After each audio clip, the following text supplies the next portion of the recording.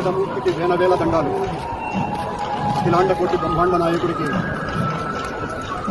91 సంవత్సరాల టీటీడీ పాలక మండలి చరిత్రలో 3 సార్లు పాలక మండలి సభ్యుడిగా, 2 సార్లు తిరుమల తిరుపతి దేవస్థాన అధ్యక్షుడిగా అవకాశం ఇచ్చిన మహామూర్తి శరణాగతి తండ్రి.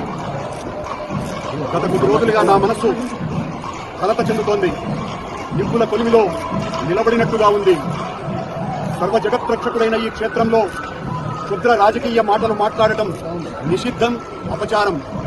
అంతటి పవిత్ర పుణ్యక్షేత్రమైనటువంటి నీ ఆలయంలో దేవదేవ, నీ అన్న ప్రసాదాలలో అత్యంత పవిత్రమైనటువంటి లడ్డూలో కలంకితమైనదని కలుషిత రాజకీయ మనస్కులు అత్యంత దారుణంగా ప్రవర్తిస్తున్నారు.